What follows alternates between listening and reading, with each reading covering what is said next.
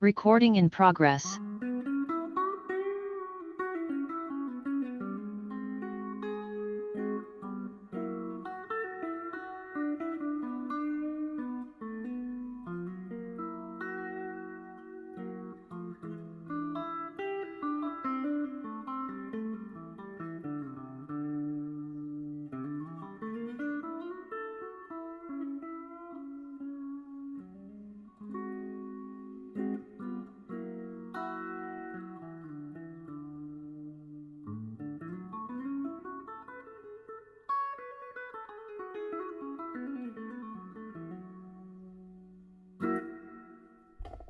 Hey, everybody, welcome back to the Noel Casler podcast, episode 71, coming to you on Monday morning, right before you hear this.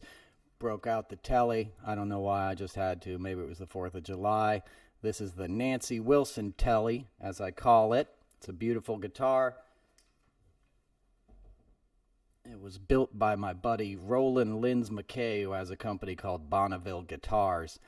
And he's a guitar tech. He works for lots of bands, Crosby, Stills and Nash, White Snake, In Excess, David Bowie, you name it. But he worked for Heart. He still does. I think he's out with the Black Crowes now. But he worked for Heart for a long time. And what Linz does is he can grab an instrument that somebody loves and make an exact replica of it. So he grabbed Nancy Wilson's beloved 1963 Telly and made a copy. That's what this is. And she played a concert with it and loved it, and then handed it back to him and said, hey, I love this, but can you make one in blue? So I got the white one, baby. I was like, I'm buying that, Linz. So he sold it to me on a CSN tour, and it's an amazing instrument, and figured I'd break it out. So here we are. What can I say? You know, we're once again at a tumultuous time in history. You know, our 4th of July weekend was obviously marred by another mass shooting at a 4th of July parade, which is just sort of beyond the pale, and it's already pretty much out of the news cycle, as you know, when you're listening to this. And I'm not blaming anybody for that. It's just people get overwhelmed. How do you process such tragedy?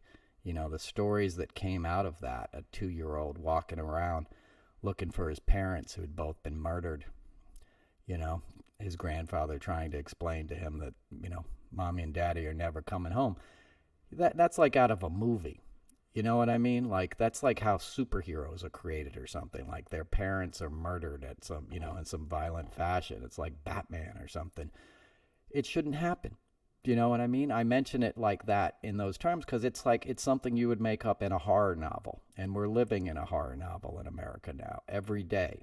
You know, every day in America, violence, gun violence has just become epidemic. And I think a lot of people feel powerless to stop it. But we're not powerless to stop it. You know, what we have to do is we have to recognize what we're really facing, you know, and what's really motivating the right. Because they'll jump on these issues as soon as they happen, right? When that shooting happened, all of Fox News and all of the usual, you know, Twitter idiot pundits, Marjorie Taylor Greenes and your Lauren Boeberts, are blaming it on SSRIs, antidepressants, right? They're blaming it on pot. They're blaming it on video games, you know? If pot and video games made you into a mass murderer, we'd already all be dead. You know what I mean? So, and there wouldn't be any stand-up comics, okay? Because half of them, the ones I know, spend all their time, you know, smoking pot and playing video games at a certain level. Not the famous ones you guys are thinking about. Because if you smoke a lot of pot, it doesn't make you a great comedian, as some more famous comedians have remarked. You know, you want that sort of edge that that marijuana or CBD takes off. But for the most part. But everybody's going to hear that and be like, what about Dave Chappelle? You know, what about him? Anyway, So here we are. You know, they have their messaging. As soon as these shootings happen, they react. It's not the guns, it's all these other issues. And it gives cover to the people who believe in the Second Amendment. It gives cover to all the people I saw at the beach on the 4th of July with their Jeeps and their giant American flags hanging off the back of it, and their American flag bathing suits that they're peeing in as they stand in the water with the beer in their hand and their coolie, right? America has turned into like pornographic displays of dumbass patriotism, right? That's nothing to be proud of, and I've always been at odds with how we celebrate the 4th of July.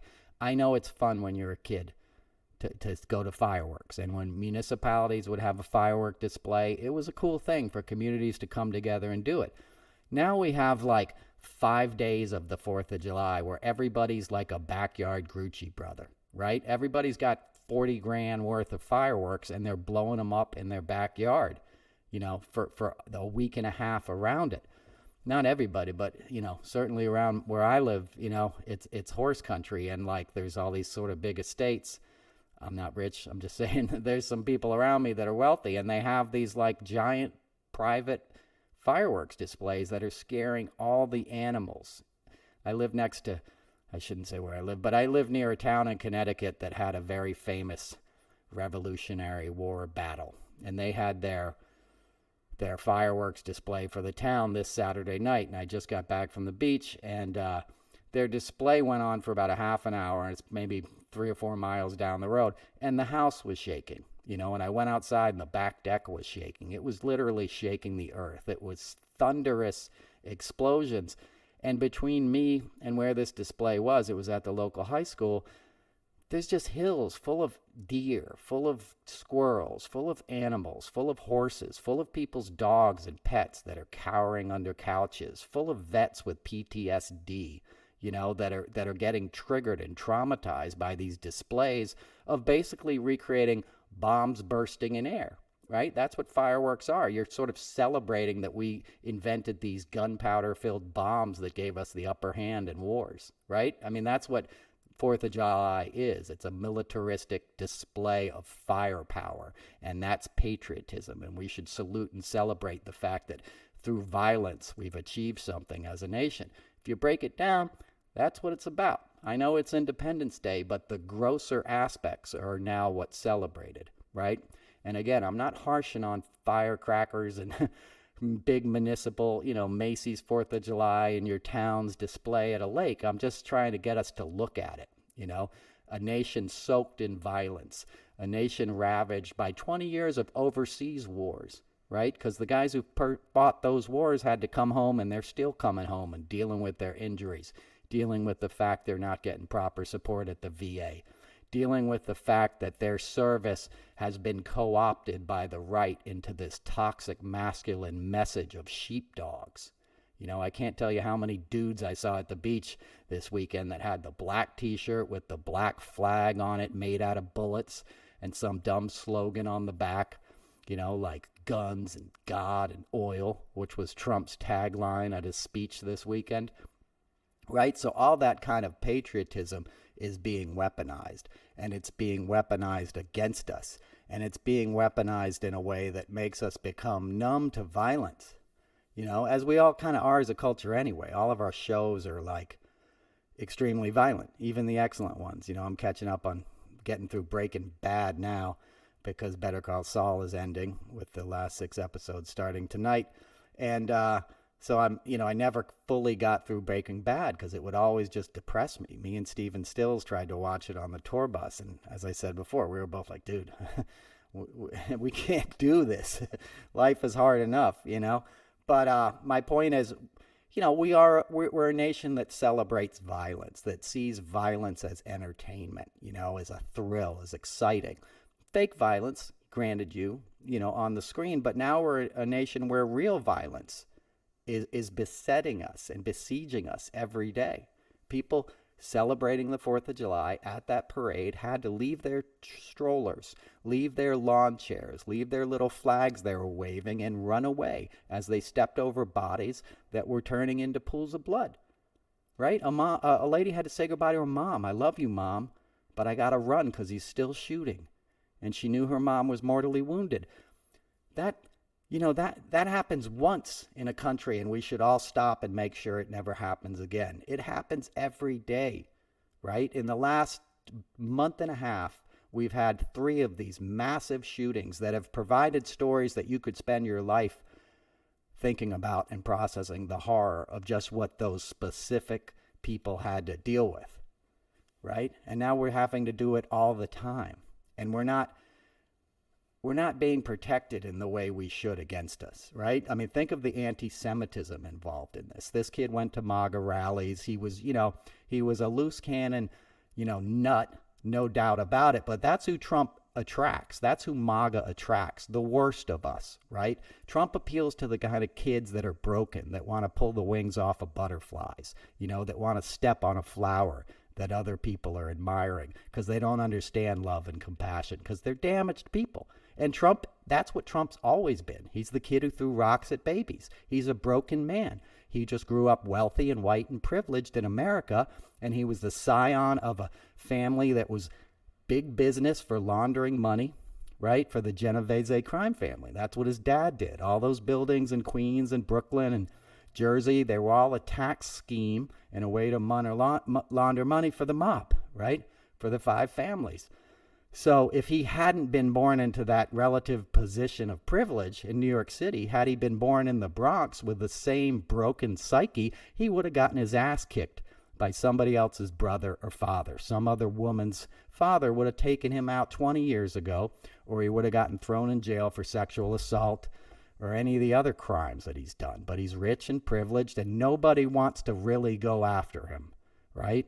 I've talked about it before. He put a hit out on his 3 executives at Taj Mahal and had the chopper go down and got away with it. And everyone knew he did it. Everyone knew it was suspicious. But what are you going to do? You can't prove it. And now you hear the same thing. What are you going to do? You can't prove it. You can prove it. You can prove that Trump's criminally corrupt. 7.5 hours are missing from the White House call logs on the day the Capitol was being attacked. You have proof of that. Right? You have proof that he was using his cell phone in the Oval Office to avoid the phone calls going through the White House log. You have proof that he picked up the notes from the translator in Helsinki when he had a private meeting with Putin that nobody else was allowed into. Then he stole the minutes.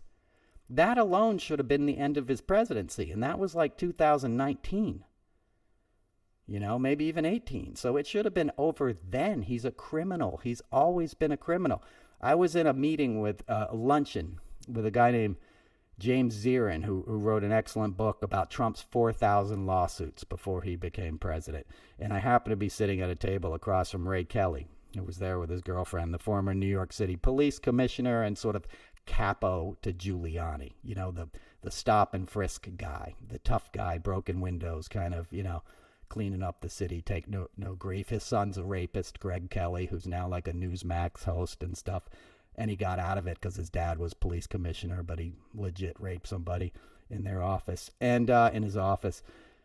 And so scumbag family, right? And James Zirin talks about this point in the book where he's got a direct quote from Trump, like not wanting to talk to the mobsters that he does business with in his office because all the mobsters knew it was bugged. Right? And James Ray Kelly starts laughing. He just gives this knowing chuckle. Like, yeah, of course it was. So everybody knew who Trump was for a long time. That's my point. But he had achieved enough wealth, and sort of status, even if his wealth was a paper tiger kind of thing, it was still wealth, right? It still attracted other people because there's commissions involved. There's law firms that want that account. There's banks that want that account. And for a while, he had turned into a pretty decent money grifting operation, right? He had Ivanka Trump as the face of the organization. So they do these scams like in Baja where they'd pretend to build a condo that they were never going to build, but people invest money and they'd bail. Azerbaijan, Toronto, the list goes on. And they had the dirty guys behind it, Felix Sater, his best friend Michael Cohen from childhood is the mobster lawyer kind of covering up and keeping Trump out of trouble for the vice crimes, so to speak, and the affairs and all this. So they had a semi-functional, dysfunctional money laundering op rolling, all the way up until he came under Putin's sort of watch, when Mark Burnett had done a good enough job of rehabilitating his image that Putin's like, I'll back this presidential run, right? So you have a guy who's built a whole empire, pardon me, on this grift, on this underworld, sort of like marrying the underworld with legit financial world, right? With Deutsche Bank and stuff, with all these other big conglomerates, right? And that's the key. When you get to that level of stuff, you become untouchable, right? I mentioned Breaking Bad, but like the parent company on Breaking Bad was that German conglomerate, right? I can't think of the name right now, but if you've watched the show, it was this German company, this big international company that had all this ability to sort of like give cover for all these darker ways to bring in revenue, and that's a real thing in the world. Okay, that's a fictitious show, but some of the things they were pointing at actually exist, right?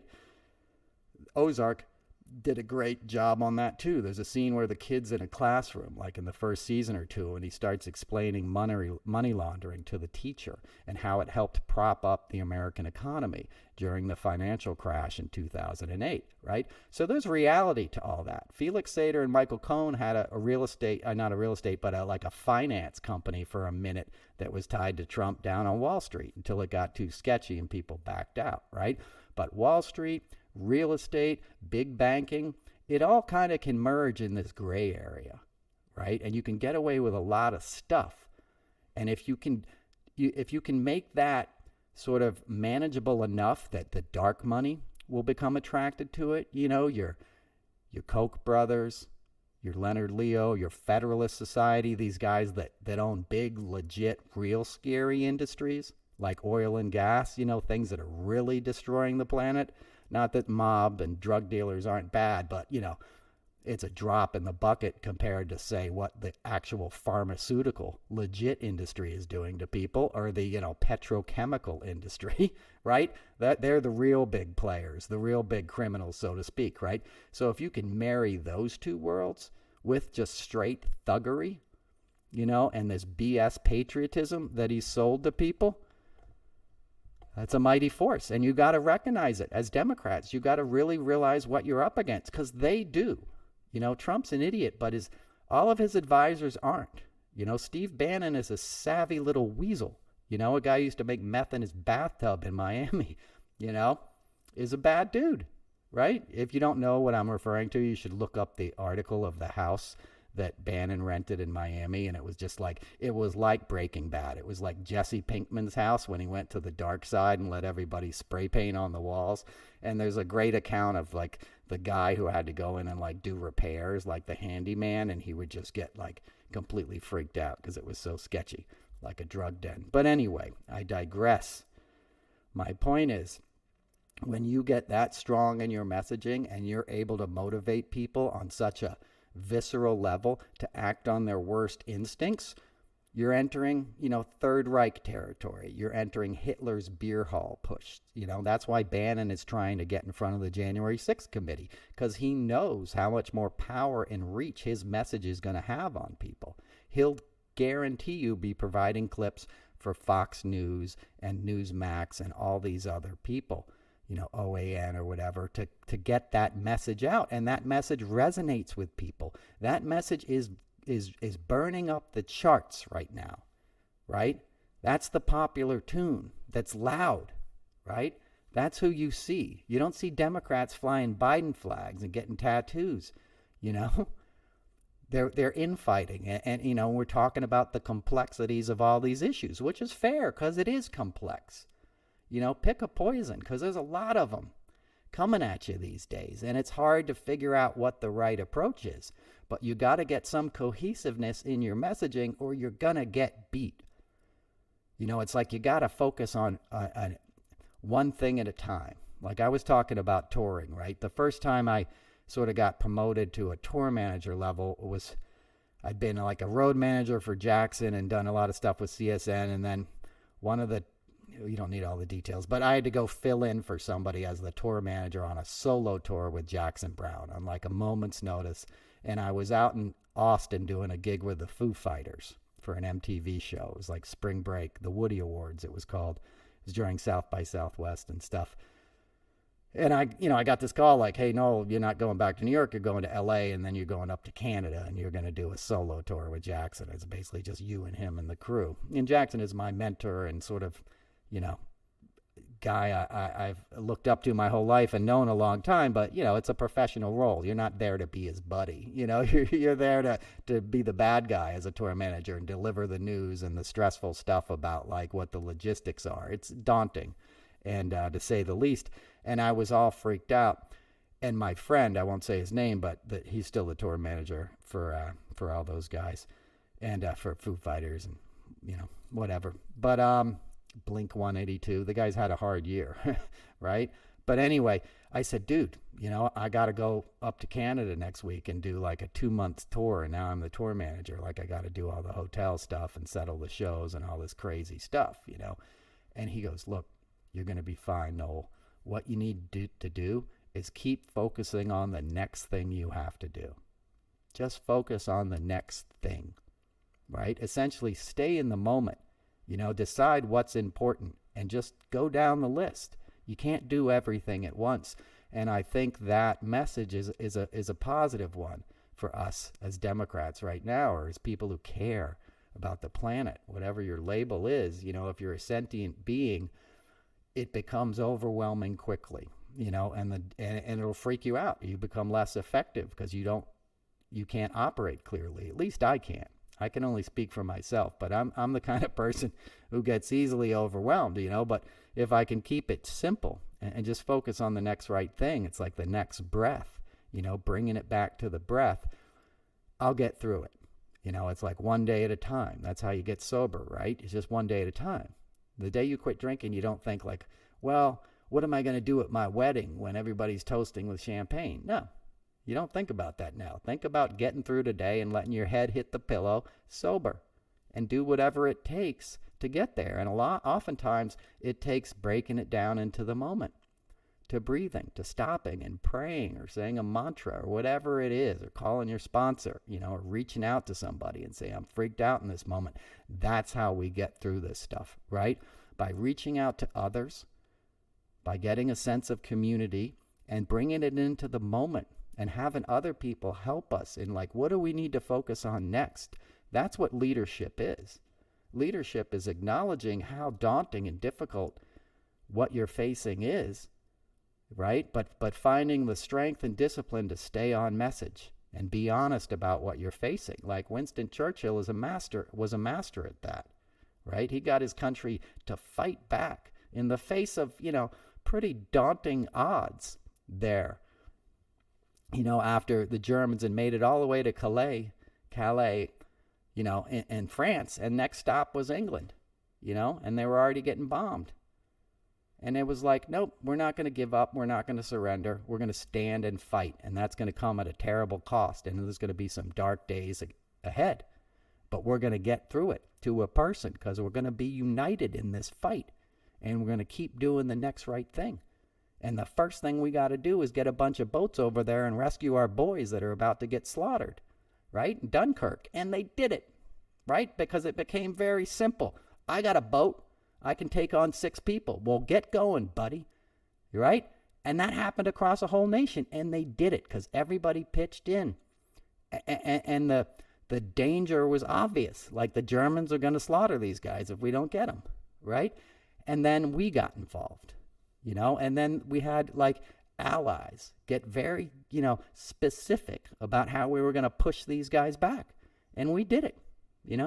It was a great cost, but we did it. June 6th, we landed on the beaches of Normandy and Omaha Beach and went through the air and went through the sea, and brought the fight right to them, even in overwhelming odds where the other side was entrenched, where they had hornets' nests and, and machine guns ready to slaughter us. And people knew you weren't going to make it the first few waves, You were sacrificing yourself so somebody else could live. Right? But you knew what the battle plan was, right? You knew what you had to do, and you knew what the costs were on the other side. And we have to start looking at the threat to democracy the same way, because it's going to be too late. They don't have our best interests at heart. You get a Trump or a DeSantis back into office, it's game over. And they've already made so many inroads. You should think of all the states that have GOP state senates now, and state secretaries of states. Secretaries, I don't know if I said it right. You know what I'm talking about. Look what Pennsylvania did over the weekend. They slipped in voting rights, sort of like eviscerations, stripping basically minorities from the right to vote, because they were doing voter ID laws. They're doing you can't vote after 11. They were attacking mail-in ballots. They have all these super restrictive voting things that are happening now in Pennsylvania that are obviously aimed at Philadelphia, to keep away, the African-American vote from the Republicans that are trying to take over the state, right? So they slipped in those voting rights things to an anti-abortion bill and did it in the 11th hour, in the state Senate, and sort of got away with it because they have a Republican speaker. And all these laws get arcane in each of individual states, and people don't focus on the individual Republicans at the state legislature's level and how much power they have. But they wield a ton of power, right? So all these nut jobs can get in there and get these bills passed. North Carolina has a bill where they just allocated $50,000 to remove electric charging stations, right? Because they said, unless you provide free gas and free diesel next to the electric cars, it's not fair. So they introduced a bill to allocate funds to destroy electric cars, right? Which sounds insane, right? But it's not insane if you've already bought in all this MAGA BS, that electric cars are some kind of liberal bad thing, and you're being manipulated by the Koch brothers. And Koch Industries uses North Carolina as like their test lab, right? They use it to try out all their stuff because that's where they go after public education, Social Security, right? It's an easy place to start, because you're not going to get a lot of resistance down there, and most of the people are going to agree with it, right? It's a state that gave us Madison Cawthorn and Mark Meadows.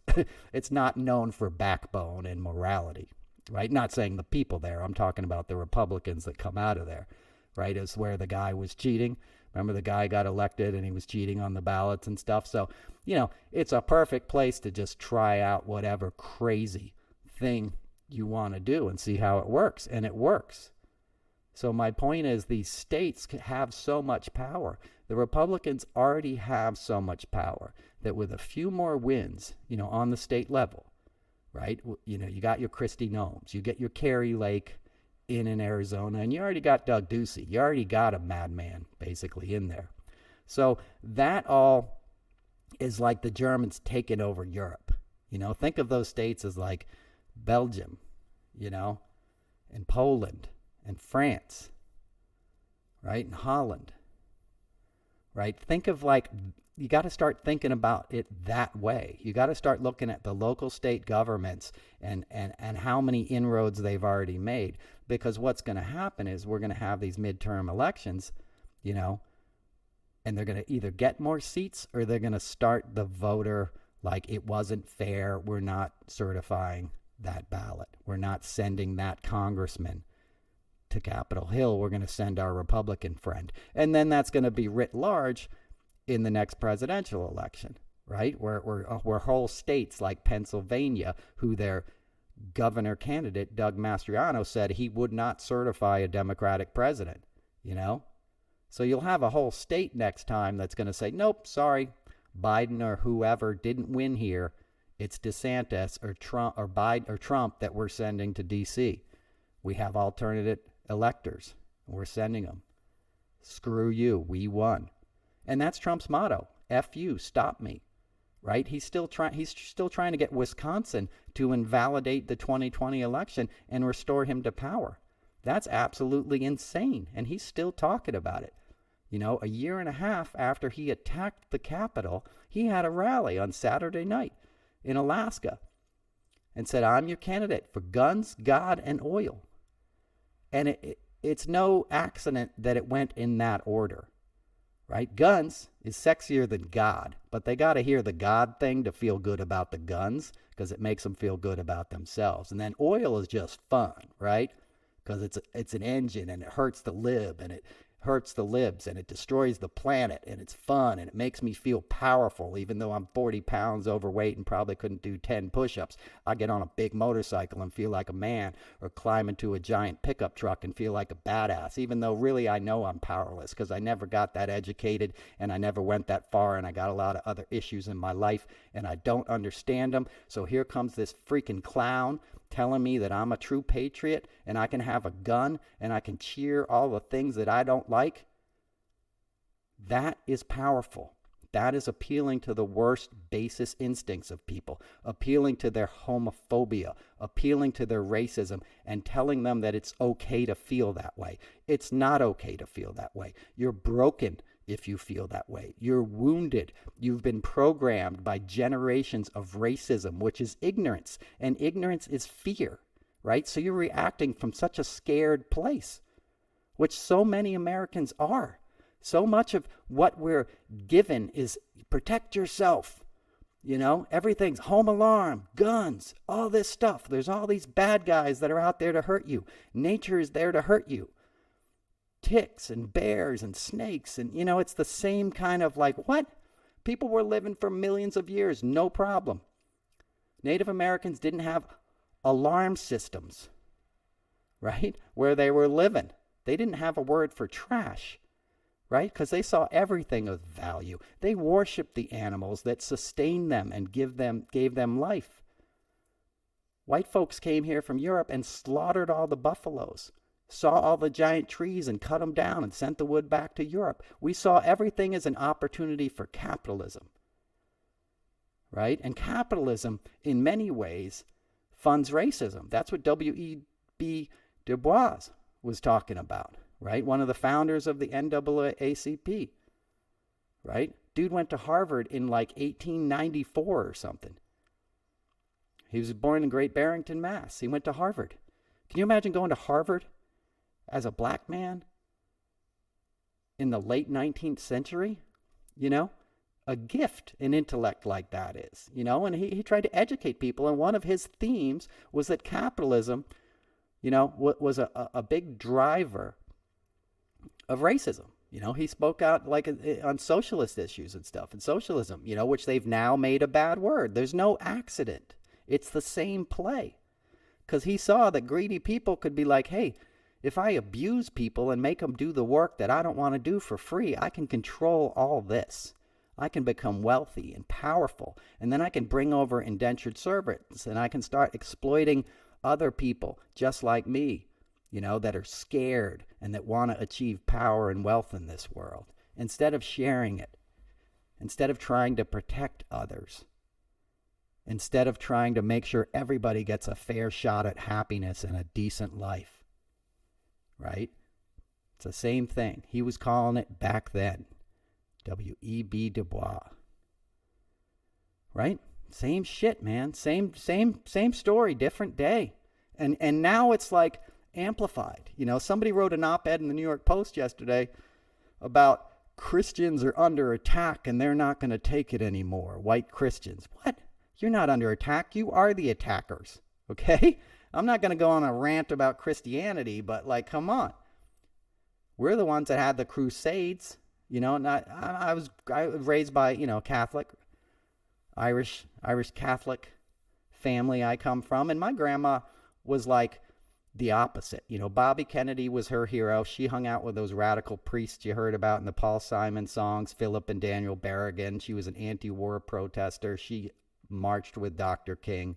You know, in her 70s, I've told you this before, but they did a lot of work in Haiti. They had a lot of friends in Haiti. Part of their church was in Haiti, their congregation. And they went down there after the earthquake, and there was guards not letting my grandma get past, you know, through this road. She wanted to get up to Saltaire, which was a town where my grandma helped build a school and wells and all this kind of stuff. And she was sneaking past armed guards in her 70s. Right? In a dangerous place, you know, in an unstable political climate, you know, where violence is often used to wield power. She didn't care because her faith had her going up that hill and trying to feed somebody or rescue somebody who needed rescuing, not consolidate power out of fear. right? And that's what the white Christian nationalist group is trying to do now in America. They're afraid, right? They're sending in all this fear that, the white man is disappearing and our population is going to be eradicated. No, it's not, right? And this country's only made better by immigration. And we're all immigrants, as we all know. That's the other thing, is people forget that. Not the people who listen to this podcast, but the people who are being fed this pablum think they were like born here, you know what I mean? Originally, they weren't. They came from Europe, but people forget that. It's all been so commercialized. American dream is a commercial thing at this point, and we're generations into the dumbing down that Fox News and pablum Nashville music has provided to people. The anti-mask, do not comply, I'm an American bullshit that you hear constantly and that has just reached an epidemic stage. I saw a video this morning on TikTok of people worshiping the flag, like a whole family getting down on their knees and worshiping at a flag, and then the father came over and draped American flag around the kids and the wife, and this awful country song was playing. Not good real country, I mean that crap that's like the same thing as Fox News, just dumb stuff, was like, yeah, God, please help us. We got troubles a mask can't solve. A mask can't solve. The lyric was to that effect, right? That's all being fed to you by big business, right? Because they want to keep those kind of people dumb. They want to keep those people worshiping a flag instead of asking why the guys that are selling them that stuff are ruining their planet, why they're taking away those kids, some of them were girls, their rights later on in life. All these states went right into the abortion ban. Women are going to die, unfortunately, and horrifically, because of this, because of white Christian males thinking they know what's best and not believing in science. And it doesn't come from the heart. It comes from fear and a desire to wield power. Very, very terrifying, and it's very overwhelming, and I'm not trying to bum anybody out. I'm just trying to comment on it. It's dangerous, and we need to wake up to how dangerous it is, because we're talking about the hearings, and Trump's having rallies, and Bannon is messing with the committee. Yeah, I think maybe I'll, if you agree to my terms, I'll come and testify. Here's a guy who's been arrested, been pardoned, been arrested again, total scumbag his whole life, and he's still walking around. It's the epitome of white privilege. Trump is the epitome embodiment of white privilege. Ivanka as I call her, and Jared are posting vacation pics from Morocco the other day. They came out of the White House with $640 million.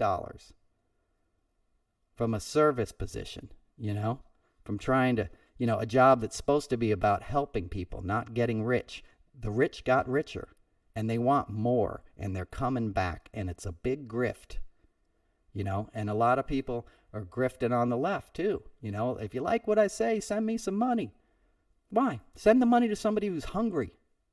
Do you know what I mean? I'm not knocking on everybody, but you got to be real careful about where you spend your resources, because, people are coming to take them, especially as things get more desperate and scary. It's easy to grift off of people's fear. That's why there's hopefully never any commercials on this podcast or whatever, Don't send me any money.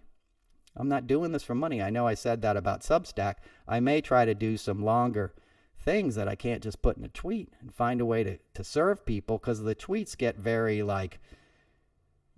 there's so many trolls out there, and there's so many sort of annoying people on both sides that just want to pick out a typo or whatever instead of the larger point. And I promise you, most of what I say is coming straight from the heart, unless it's just a joke or something. When I'm talking about politics, I'm saying it because this is what I see.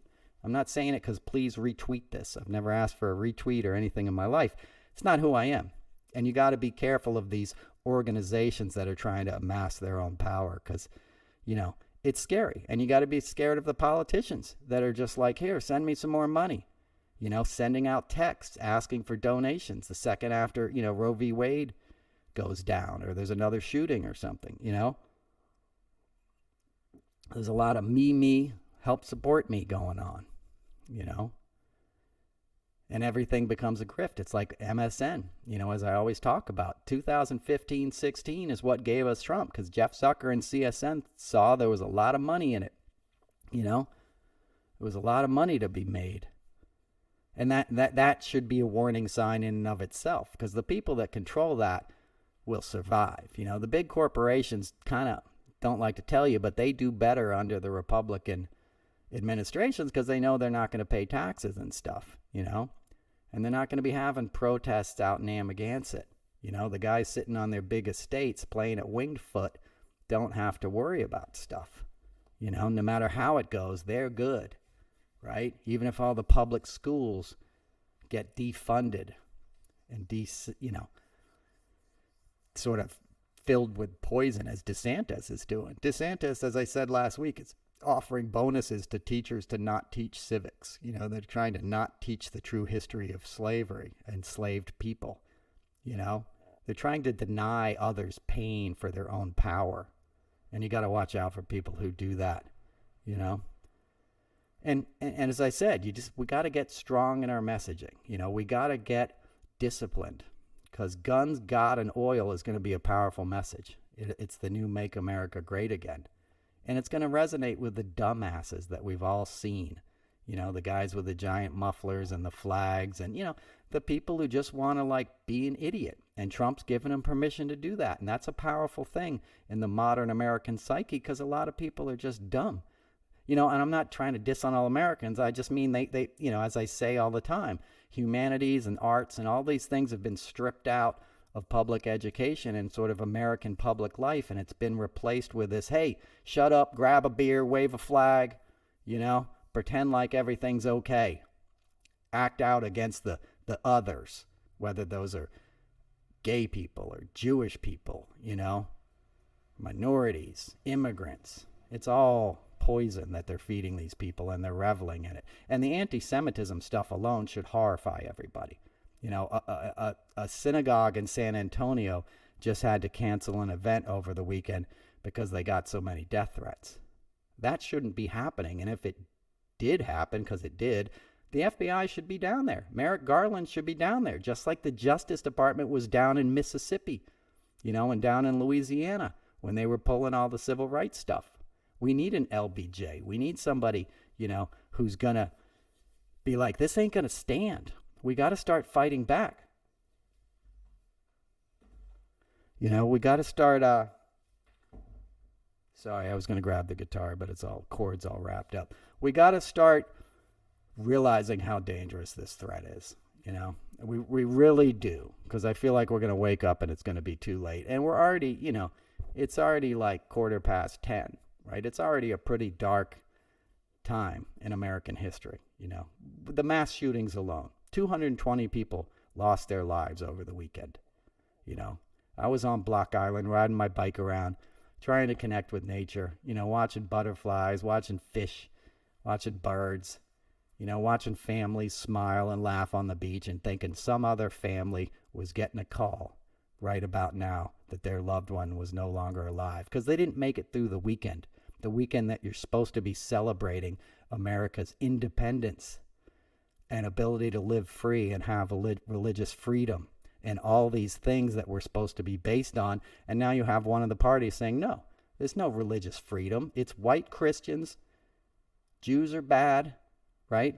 As they say it, right? That's why there's so much anti-Semitic stuff and all the MAGA language, you know, and the George Soros and all this not even thinly veiled anti-Semitism. African Americans are bad. Immigrants are bad. The only thing that's good are white Christians. That's terrifying, but that's the message they're giving the same people that are celebrating the supposed greatness and democracy and independence of this nation. Well, people are dying because of a product that nobody should have in their hands, and that 400 million Americans, or 330 million Americans, right? 400 million guns, right? So there's 400 million guns out there, you know, and half of those guns, 200 million, are owned by 3% of the population. That's less than 10 million people, right? So there's 10 million people in America with 200 million guns. That alone should terrify you. That's not what the Second Amendment was. That's not what the Founding Fathers meant. And it's all gotten so out of hand, and this SCOTUS judges with this strict interpretations of the Constitution are going to lead us to our demise, and they don't care, and that's why people reacted to Brett Kavanaugh getting his steak dinner interrupted at Morton's.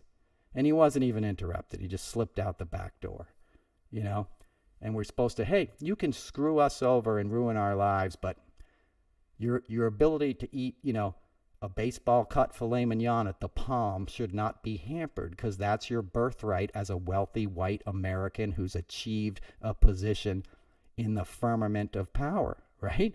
And Kavanaugh represents that, just like Trump represents the apex of dumbass, corrupt, like mediocre white man born into wealth.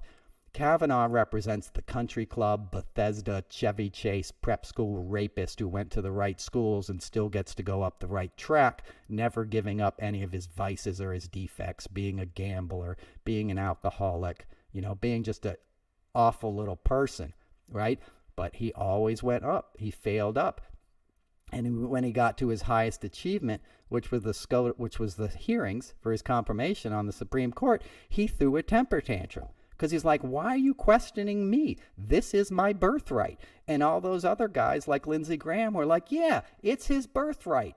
How dare a woman come in here and accuse him of something he might have done in high school 30 years ago? Boys will be boys, damn it. And he's a white boy and he can do whatever he wants.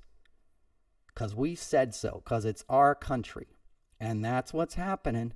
And he got his lifetime appointment. And he's one of 9 people who gets to decide the fate of 330 million people.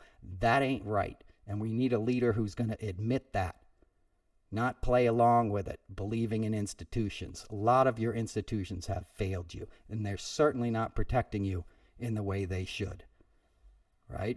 The Supreme Court just basically, hamstrung the EPA. Wait till you see what the fallout of that is like in the coming years. Letting states make their own environmental policy.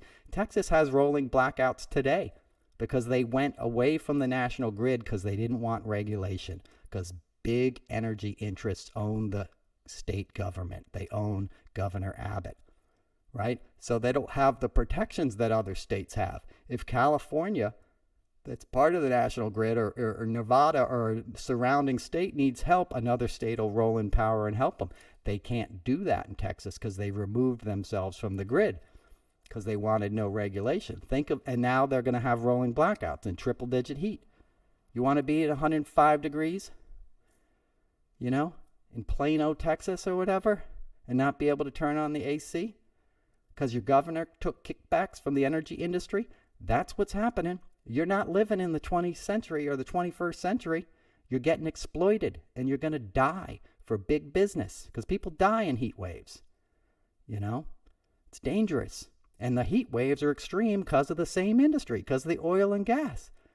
It's like a snake eating its own tail.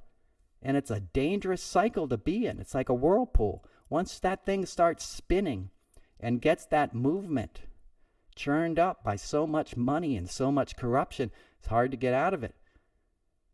Right? And I mean, that's a depressing thought, but, that's a good metaphor. What's happening in Texas is going to be happening in other states, thanks to the Supreme Court and what they said about the EPA.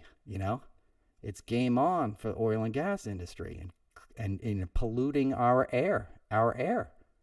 We have an addiction to fossil fuels. We need to get away from it. It's poison. We need to stop. We need to conserve energy. Use it sparingly. It's a deadly thing. It's not good. It's not doing anybody any favors. But the other side can manipulate us all with oil and gas prices and all that, all the stuff that, look over here while you don't see what we're doing over there. That's what a lot of it comes down to, And I was going to talk about how Trump weaponized the IRS, right? A guy who didn't even pay his income taxes used the IRS to go after his perceived enemies, which was FBI directors. Think of how much of a criminal you have to be to use the IRS to attack an FBI agent, or not even agent, like a director and an assistant director, Comey and Ray. And Ray's a Federalist Society guy, and Comey's not exactly a bleeding heart liberal, right? But even those guys weren't free of Trump's corruption and his ability to weaponize our institutions. So you get a guy like DeSantis in there doing that kind of stuff, it's going to be scary. And it'll be scary with Trump too, but it'll be hopeful if we get the right leadership in there. And I'm not saying we don't have the right leadership now. Biden's doing a great job, but we also need to encourage that younger generation. Pete Buttigieg is a masterful speaker. AOC is plugged in to the youth, and the zeitgeist of how to really effectively communicate. And we have to communicate hope, and we have to come together and get disciplined, because this is the hour. The hour is upon us. It's serious. It's go time.